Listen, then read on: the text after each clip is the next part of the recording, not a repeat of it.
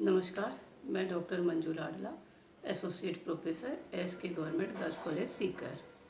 आज का हमारा टॉपिक है ब्रिटिश राजा या सम्राट। हमारे यहाँ पर राष्ट्रपति होता है और ब्रिटेन में राष्ट्रपति की जगह राजा, रानी या सम्राट कहलाता है। इसके बारे में जब अपन देखेंगे तो दो चीज़ देखते हैं। सबसे पहले राजा या सम्राट के बारे में क्या प्रावधान किए गए हैं, और दूसरे में अपन देखेंगे सम्राट की शक्तियाँ या सम्राट की सैद्धांतिक स्थिति। राजा, देखिए, ब्रिटेन में राजतंत्र है। वंश परंपरा के अनुसार वहाँ पर आज भी राजा या रानी बनाए जाते हैं। वर्ल्ड में सभी जगह राजतंत्र खत्म होता जा रहा है, लेकिन ब्रिटेन एक ऐसा देश है जहाँ राजा या राजतंत्र का जो पद है या राजतंत्र की जो व्यवस्था है वो दिन प्रतिदिन सुदृढ़ होती जा रही है। तो सबसे पहले देखते हैं राजा के बारे में क्या प्रावधान किए गए हैं। राजा के बारे में देखिए, सामान्यतः एक कानून बनाया हुआ है राजपद और उत्तराधिकार के बारे में। 1701 का एक अधिनियम बनाया हुआ है। 1701 राजपद और उत्तराधिकार नियम 1701 के तहत राजा के बारे में प्रावधान किए गए हैं। उसके तहत राजा अपना पद ग्रहण करता है। इस अधिनियम के तहत ये प्रावधान है कि सामान्यतः सम्राट अथवा साम्राज्ञी का जो ज्येष्ठ पुत्र होगा वो राजा या रानी बनाया जाएगा या वो उत्तराधिकारी होगा। लेकिन यदि किसी सम्राट या साम्राज्ञी के कोई पुत्र नहीं है या किसी कारणवश वो राजा बनने की स्थिति में नहीं है, जैसे मान लीजिए पागल है या मंदबुद्धि है या कोई और कारण है कि उसको हटा दिया गया है या वो लायक नहीं है, तो इस बात का निर्णय फिर संसद करेगी कि किसको राजा बनाया जाए। तो सामान्यतः वंश परंपरागत होता है, और अगर ऐसी स्थिति आ जाती है तो संसद द्वारा इस निर्धारित किया जाएगा। तीसरी चीज़ इसके बारे में ये होता है कि वहाँ पर व्यवस्था कर रखी है कि सम्राट जो है प्रोटेस्टेंट ईसाई धर्म का ही होना चाहिए, अर्थात प्रोटेस्टेंट धर्मावलंबी ही राजा या रानी बनाया जा सकता है। इसीलिए अपन ये कहते हैं कि ब्रिटेन का संविधान जो है वो धर्मनिरपेक्ष संविधान नहीं है। ब्रिटेन के संविधान की जब विशेषताएं देखी थी तब हमने एक पॉइंट वहाँ पर डाला था कि धर्मनिरपेक्ष संविधान नहीं है। इसीलिए नहीं है क्योंकि राजा या रानी के लिए शर्त है कि वो प्रोटेस्टेंट ईसाई धर्म का ही होना चाहिए। तीसरी बात ये होती है कि राजा या रानी के लिए जो उसका खर्चा है वो संसद बजट में वार्षिक अनुदान के रूप से देती है, जिसे सिविल लिफ्ट कहते हैं, और उस खर्चे से राजा या रानी का अपना खर्चा या उस अनुदान से वो अपना खर्चा निकालते हैं। वर्तमान में महारानी एलिजाबेथ 1952 से चली आ रही है, वो रानी है वहाँ पर अभी जो चल रही है। इस तरह ब्रिटेन में राजतंत्र है। राजा या रानी वहाँ पर वंश परंपरा के अनुसार बनाए जाते हैं। अगर कोई नहीं होता है तो निर्णय संसद के द्वारा किया जाएगा और प्रोटेस्टेंट ईसाई धर्म का ही होना चाहिए। फिर देखते हैं राजा के क्या कार्य होते हैं या सम्राट क्या कार्य करते हैं। राजा के कार्यों को हमने 6 पार्ट में डिवाइड किया है। सुविधा के लिए कार्यपालिका संबंधी शक्तियाँ, विधायी शक्तियाँ, न्यायिक शक्तियाँ, धार्मिक शक्तियाँ, उपाधियाँ देना और विशेष अधिकार राजा के। इन शक्तियों को देखने से पहले अपन एक चीज और देखेंगे कि राजा की शक्तियों के स्रोत क्या होते हैं, अर्थात राजा ने अपनी शक्तियां कहाँ से प्राप्त की है, शक्तियों के क्या स्रोत हैं।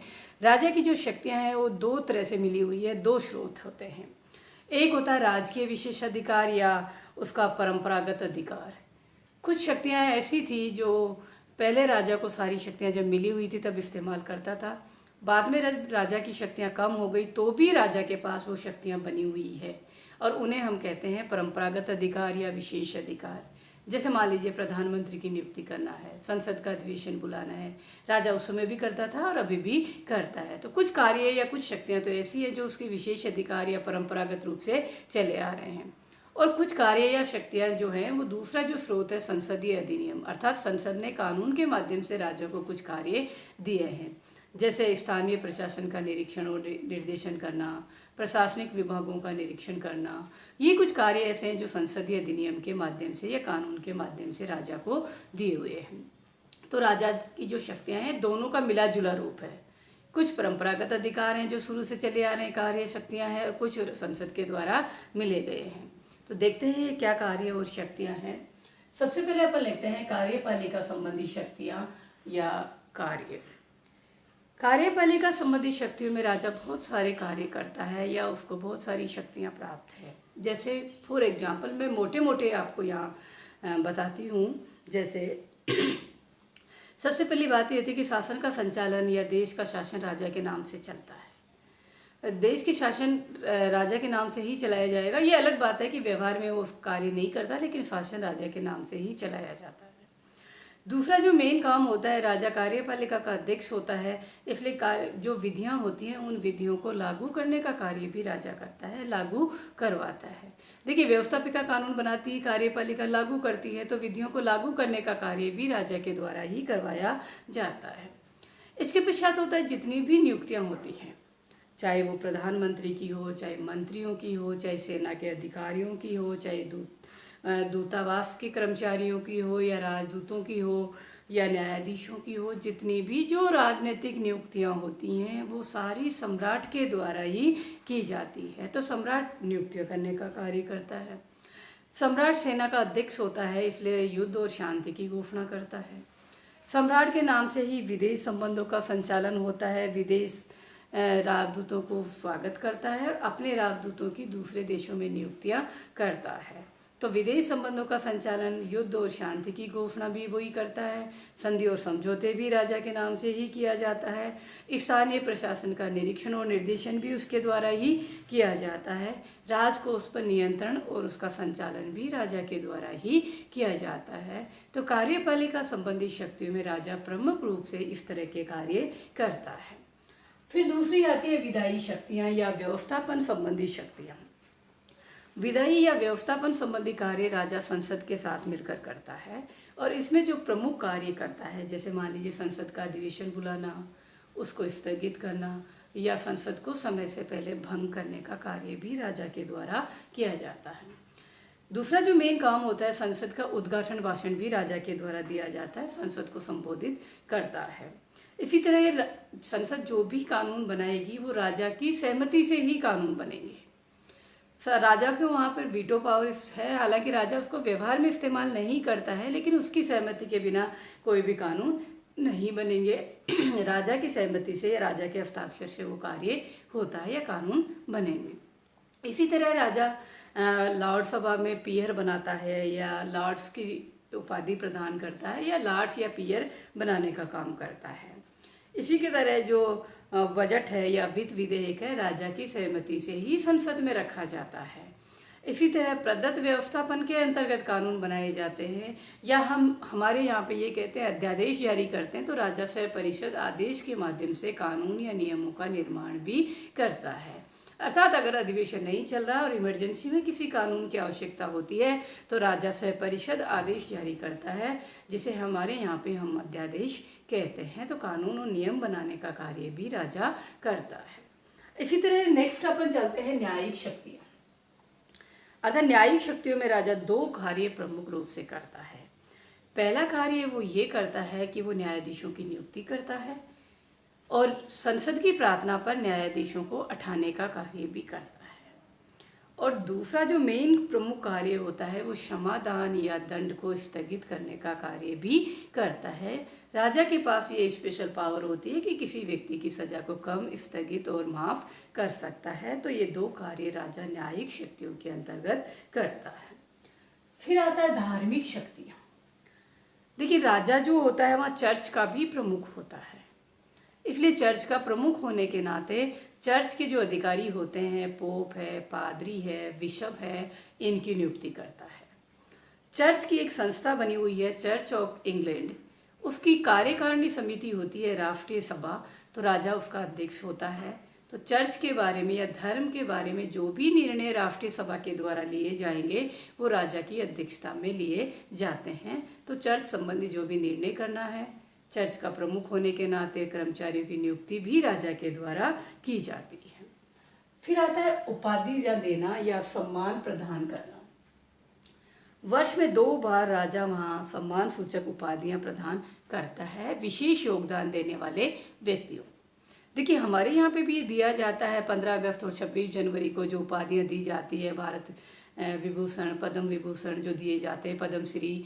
तो इसी तरह वहाँ पर भी ये प्रावधान है कि वर्ष में 2 बार राजा ऐसी सम्मान सूचक उपाधियाँ प्रदान करता है। तो वो कार्य भी राजा के द्वारा किया जाता है। जैसे वहाँ पे उपाधियाँ होती है, ड्यूक होती है, बैरन होती है, नाइट होती है, लॉर्ड होती है, अर्ल होती है, इस तरह की उपाधियाँ वहाँ होती है, वो भी राजा देता है। इसके पश्चात आता है कि इनके पश्चात सम्राट के पास कुछ विशेष अधिकार भी होते हैं। जैसे मान लीजिए प्रधानमंत्री की नियुक्ति करना। प्रधानमंत्री राजा उसी को बनाता है जो पार्टी जीत कर जाती है कॉमन सभा में और उसका नेता होता है। लेकिन कुछ परिस्थितियों में सम्राट अपने विशेष अधिकार का इस्तेमाल कर सकता है। जैसे मान लीजिए किसी पार्टी को स्पष्ट बहुमत नहीं मिलता है, प्रधानमंत्री के पद के लिए एक से ज़्यादा दावेदार होते हैं, या वो नेता पद पर सहमति नहीं बनती है, तो ऐसी कंडीशन में राजा अपने विवेकीय शक्तियों का इस्तेमाल कर सकता है। इसी तरह अगर अपन देखते हैं कॉमन सभा को भंग करना, प्रधानमंत्री और मंत्री परिषद की सिफारिश के आधार पर कॉमन सभा को भंग करता है, लेकिन अगर प्रधानमंत्री और मंत्री परिषद दुरुपयोग करे तो राजा उसको रोक सकता है। कहने का मतलब ये है कि यहाँ पर इसी तरह समाधान है, तो राजा के पास कुछ विशेष अधिकार होते हैं। उन विशेष परिस्थितियों में राजा अपने इन विशेष अधिकारों का इस्तेमाल भी कर सकता है। इस तरह ब्रिटेन का जो सम्राट है उसके पास बहुत सारी ये शक्तियाँ हैं, लगभग सारे कार्य उसके द्वारा किए जाते हैं और इन्हें देखकर ये लगता है कि सम्राट शक्तिशाली है। लेकिन ये जो स्थिति थी अपन ने जो देखी थी वो सम्राट की सैद्धांतिक स्थिति है। सम्राट वास्तव में इन शक्तियों का इस्तेमाल नहीं करता है। सम्राट की शक्तियों का इस्तेमाल मंत्री परिषद और प्रधानमंत्री मिलकर करते हैं। सम्राट औपचारिक प्रधान होता है, उसके नाम से ये शक्तियाँ होती है, व्यवहार में इनका प्रयोग नहीं करता है। जैसे अपने यहाँ पर होता है, प्रधानमंत्री और मंत्री परिषद कार्य करते हैं और राष्ट्रपति नाम मात्र का होता है। सेम वही स्थिति ब्रिटेन में सम्राट की होती है। सम्राट नाम मात्र का होता है, औपचारिक होता है, ये सैद्धांतिक स्थिति है। व्यवहार में उसकी शक्तियों का इस्तेमाल प्रधानमंत्री और मंत्री परिषद करते हैं। इस तरह से सम्राट की ये सैद्धांतिक स्थिति थी। सम्राट के ये कार्य व्यवहार में कोई दूसरे प्रधानमंत्री और मंत्री परिषद करते हैं, उसको हम वास्तविक स्थिति के अंतर्गत देखेंगे। अपन अपनी अगली क्लास में सम्राट की वास्तविक स्थिति देखेंगे, उसमें फिर इन चीज़ों को डिस्कस करेंगे। तो सम्राट की ये कार्य है, ये शक्तियाँ, और इस तरह से इसके बारे में ये प्रावधान बना हुआ है। मैं यहाँ पे एक चीज़ आपको और स्पष्ट कर दूँ, राजा और राजमुकुट में क्या अंतर है। जनरली एक क्वेश्चन आता है ये इस तरह का, राजा और राजमुकुट क्या है। देखिए, पुराने समय में सारी शक्तियाँ राजा के पास ही होती थी, तब यह अंतर नहीं किया जाता था। लेकिन आधुनिक समय में राजा के पास ये शक्तियाँ निकलने लग गई, कम हो गई, तो ये अंतर किया जाने लग गया ब्रिटेन में राजा और राजमुकुट का। राजमुकुट से अगर अपन तात्पर्य देखते हैं तो एक ताज होता है, जब व्यक्ति को राजा बनाया जाता है तो वो अपने सिर पर धारण करता है। तो वो जो राजमुकुट होता है वो शक्तियों का प्रतीक होता है। जैसे किसी आदमी ने वो राजमुकुट पहना, उसको बनाया गया तो वो शक्तिशाली हो जाता है, वो शक्तियाँ आ जाती हैं। और जो धारण करने वाला वो तो एक व्यक्ति होता है। तो राजमुकुट जो है सरकार की शक्तियों का प्रतीक होता है। उसमें राजा भी होता है, प्रधानमंत्री भी होता है, मंत्री परिषद भी होती है और संसद भी होती है, मिलकर उसकी शक्तियों का इस्तेमाल करते हैं। जबकि राजा एक व्यक्ति होता है जो उस राजमुकुट को धारण करता है, इसलिए राजा और राजमुकुट दोनों अलग अलग होते हैं। राजा एक व्यक्ति होता है, राजमुकुट एक संस्था होती है।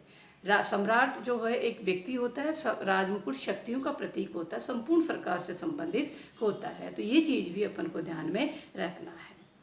नमस्कार।